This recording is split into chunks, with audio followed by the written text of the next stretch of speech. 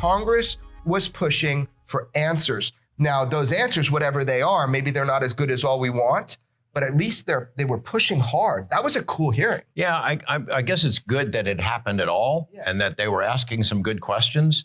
What was disappointing is the response from the Pentagon. Bray and Moultrie didn't seem to know anything about this issue that they'd been called to testify about. You had Representative Adam Schiff who asked some pointed questions, but the hammer came down with Representative Gallagher. We should probably play a clip of that, the kinds of things that he raised questions of that they had no way to answer.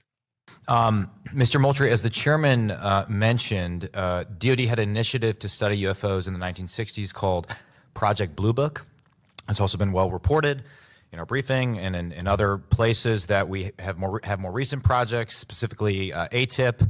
Could you describe any other initiatives that the DoD or DoD contractors have managed after Project Blue Book ended and prior to ATIP beginning? Did anything also predate Project Blue Book?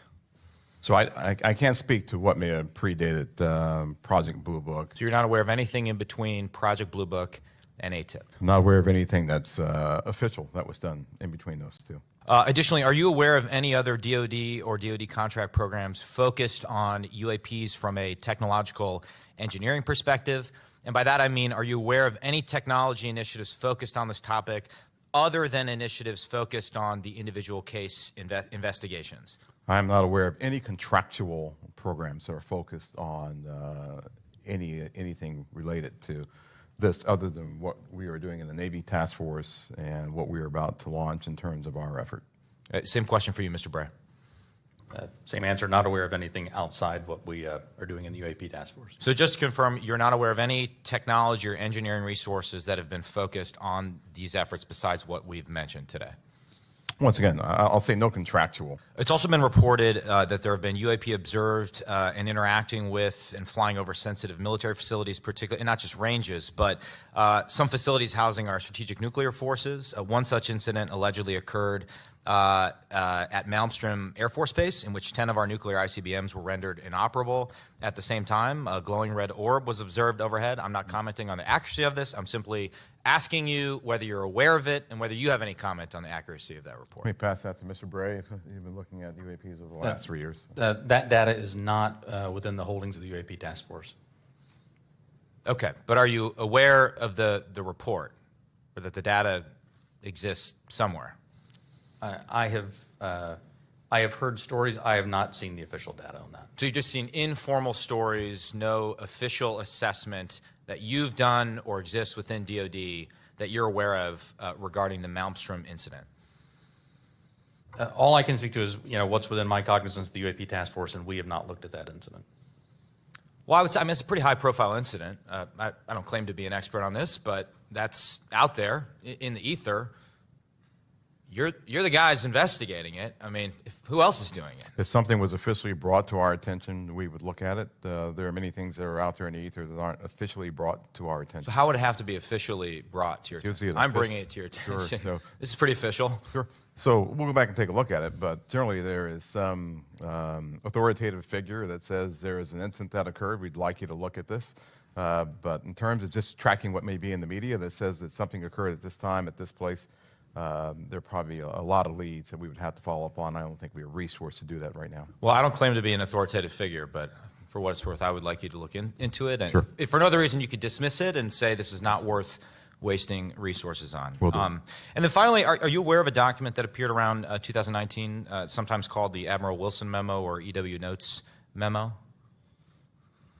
I am not. You're not. Are you tracking? I'm not personally aware of that. Okay. This is a document in which, again, I'm not commenting on the veracity. I was hoping you would help me with that, in which a former head of DIA claims to have had a conversation with the Dr. Eric Wilson and claims to have sort of been made aware of certain contractors or DoD programs that he tried to get fuller access to and was denied access to. So you're not aware of that? I'm not aware, Congressman. In my 10 seconds remaining, then, I guess I just would ask, Mr. Chairman, unanimous consent to enter that memo into the record. Without objection. Thank you, Mr. Chairman. Appreciate it. I mean, genuinely, I love that guy. So he not only pushed and had the right attitude, he was almost reprimanding the people who were supposed to be studying, this for us, that they didn't know about the nuclear issues that were going on with UAP and UFOs. So he was great, man. And also what he did was he put in the congressional record, I'm going to say the Wilson Davis memo, because we know that Eric Davis, everybody knows, Eric Davis did have that meeting. That is what's said. We know exactly when and where and who, whether it's acknowledged by everybody, that is real. The fact that meeting happened is real. And he put that on the congressional record. So Representative Gallagher obviously has good sources and he has good information and he has enough where he feels compelled to push that hard. I was really encouraged by the way he handled the UFO topic. And I suspect from recent things that he's been saying and has come out from his group is that, oh, he's on this. He's not going to put it down. Yeah, so getting the Wilson Davis memos on the record as part of a congressional testimony and hearing was a huge step, I think, in taking notice that the issue of crash retrievals and reverse engineering is something that Congress is interested in. The Wilson Davis memo, of course, is a meeting that allegedly, I think it really did take place. It did take place in Las Vegas between Dr. Eric Davis, who was a physicist. He'd worked for the U.S. Air Force. He worked for NIDS, the National Institute for Discovery Science. He became a consultant to both OSAP and ATIP. So he knows his way around the UFO issue. And he was meeting with Admiral Wilson, the former head of the DIA, talking about crash retrievals and how hard it was to gain information and how hard it was to pierce the veil of secrecy surrounding these programs. So that's on the record now. And it's pretty clear of statements that other members of Congress have been making that they're hot on the trail of crash retrievals. And the implications are huge. That there is non-human technology, something from somewhere else, whether it's ET or interdimensional, something that we did not make that crashed, that we've been analyzing, that's been stashed in presumably special access programs, controlled by defense contractors, presumably funded secretly by the public, but in black budget money that not even members of Congress get to see. The implications are huge, not only that our world has a non-human inhabitants and visitors, but also that we've been lied to about this. Yeah, so people that don't know, so what I understand from the memo is that, first of all, it was Dr. Edgar Mitchell, Sixth Man to Walk on the Moon, a guy that I filmed a bunch with at his home in Florida. And when he died, this memo was in his archive. It wasn't something the public was supposed to see. But additionally, when this got out, it shows this guy Wilson, Admiral Wilson, who I believe was the J2 at the time. The J2 has oversight over all the black budget SAPs.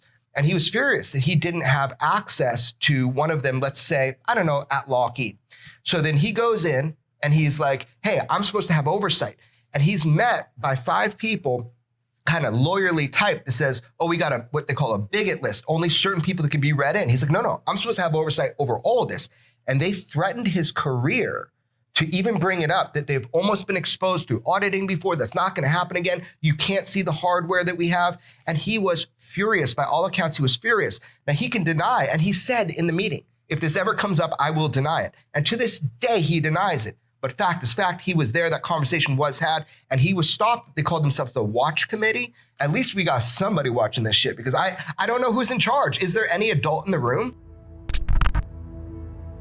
And this is actually, this is the first time I'll be very clear with people about it. It's a big topic of conversation right now.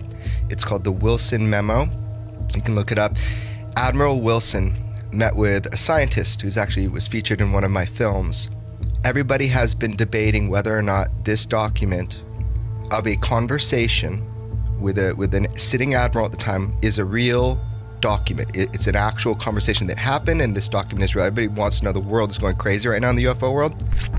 Admiral Wilson meets with this scientist, and they have this discussion, oddly enough, at special projects at EG&G. And if I remember, the document is from 2001. I'm telling everybody right now, it's real. And we'll see, my history is pretty good with like saying if something's real or not, right? So here we go. The document comes out. They meet at EG&G Special Projects. In 1989, they stumble into a problem. this happens, they put the technology away and then they bring it back out and see if material science has caught up and if they can make any progress. So this document kind of talks about this process. The big thing I get from it, and a lot of it's vindicating to Bob, and one of the things it's vindicating besides the EG&G thing, is that private industry, so this guy's an admiral, and he says, I found out about your SAP, your Special Access Program. I need to know about it. And he's going to a private part of industry, and he is denied access. And he says, I should be running this program. And they were able to deny him access. So let's say if Lockheed has a program that's very compartmentalized, only a few people know about, and they've been exploiting non-terrestrial technologies, and they're even telling representatives of our government who are tasked with oversight, you're not on the list. That is a problem. I've talked to other admirals that had equal positions, and they were like, no, you should be able to get in there and you should be able to see it. Fact is, he wasn't.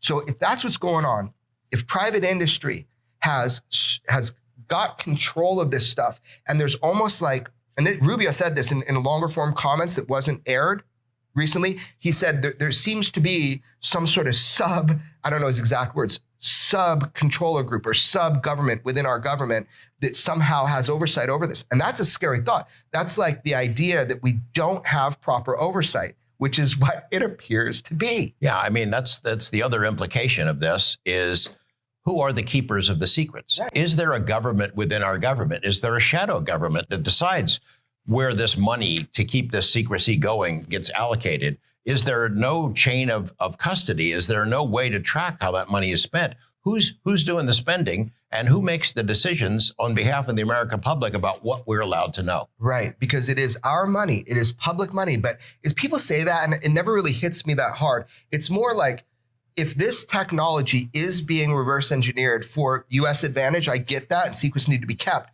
But oh, hell no, not without oversight. That's not a democracy.